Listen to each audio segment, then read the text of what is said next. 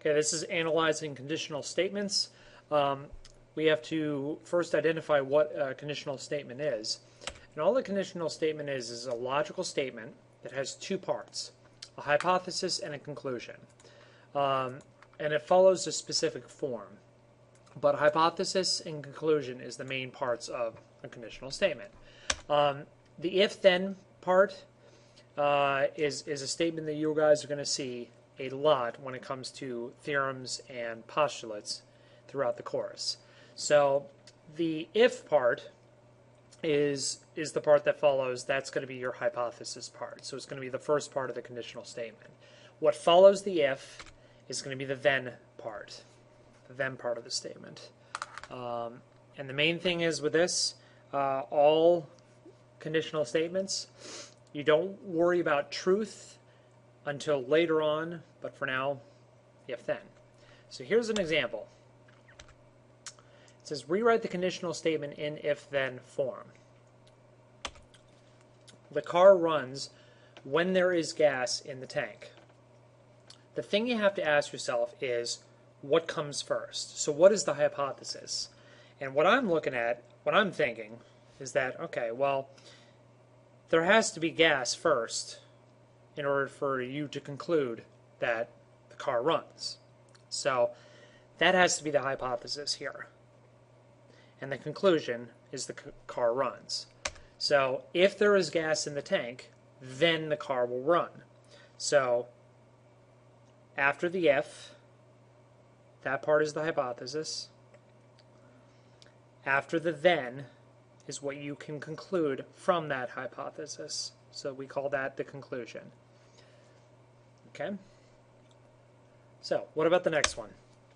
There are 12 eggs if the carton is full.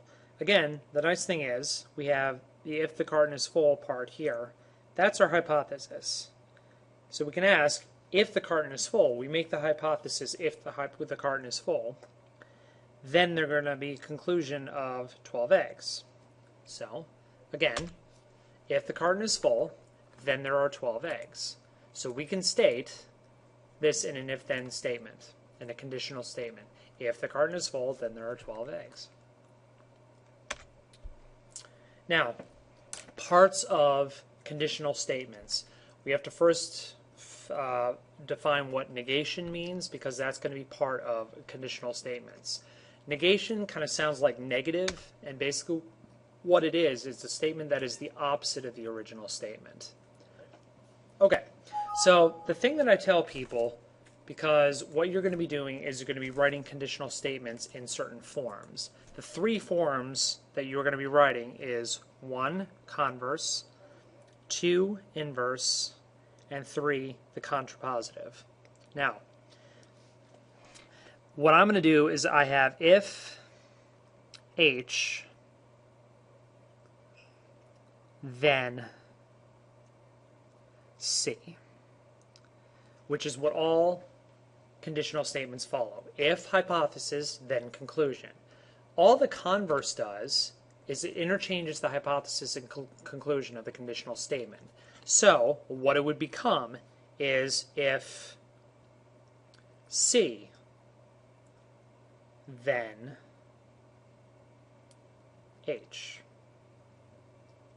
Whatever that C is, whatever that H is, and we'll do a few examples.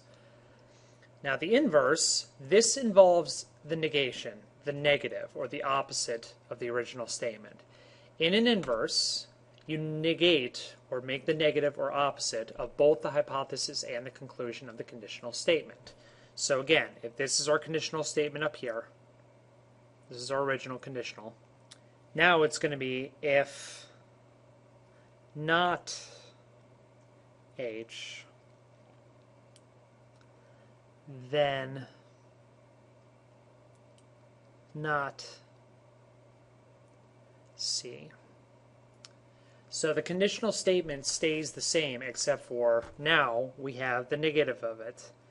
And the main thing I tell people is make it make sense. Make it follow the English language. Don't have it make, well, we'll go into a few examples, but you'll see what I mean.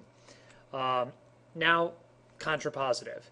And we have the converse, switching the conclusion and the hypothesis, a contrapositive is doing the exact same to the inverse. It's now going to be writing the converse and negating both the hypothesis and the conclusion. So your conditional statement is if not, and again, you switch the conditional or the conclusion and the hypothesis. So if not the conclusion, then not the hypothesis. Okay?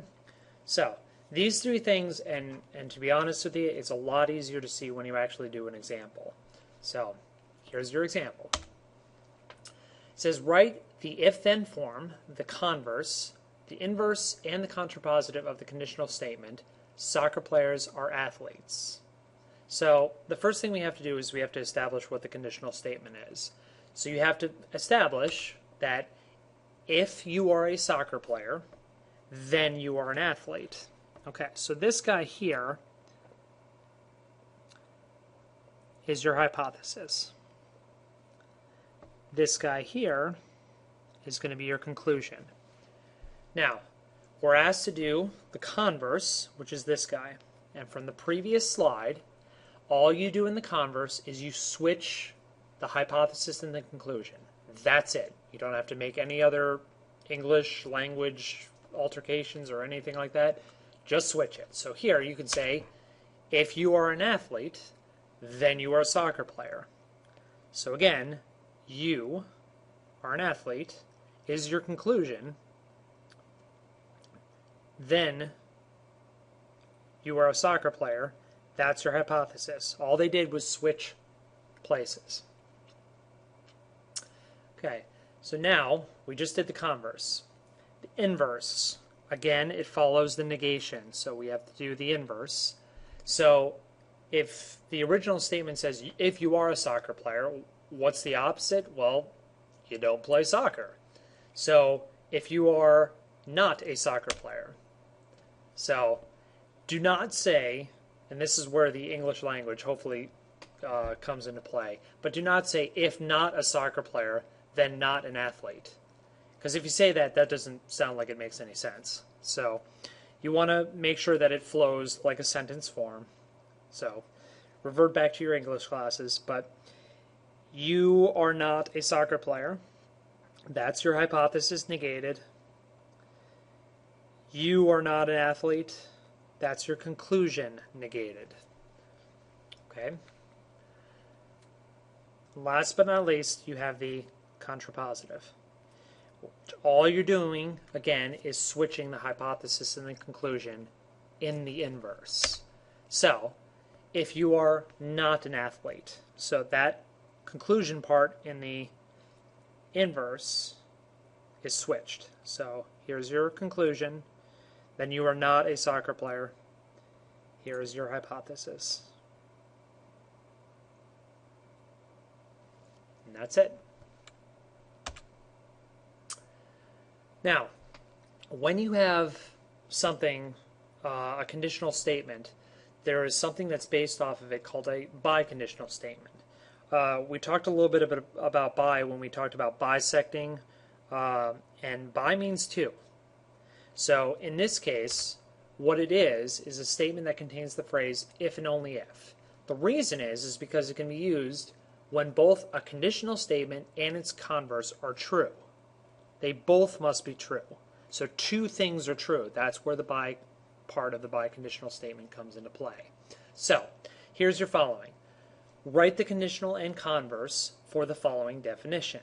So we have two lines are perpendicular if and only if they intersect to form a right angle. And again, you have your hypothesis and your conclusion. So your first statement, your conditional, if two lines intersect to form a right angle, that's your hypothesis.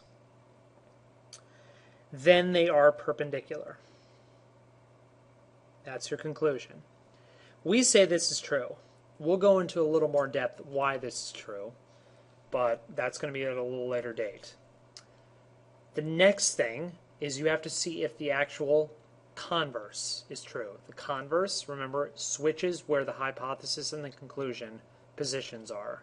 So switch the hypothesis and the conclusion. Now we're going to say if two lines are perpendicular, then they intersect to form a right angle. So this should be then they intersect to form a right angle.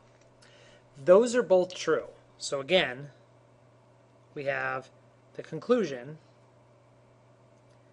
and then we have the hypothesis. They switch places. So if we know that the conditional statement is true, and we know the converse is true, that means we can form a biconditional statement from these two statements. And the conditional statement that's biconditional would be this one right here.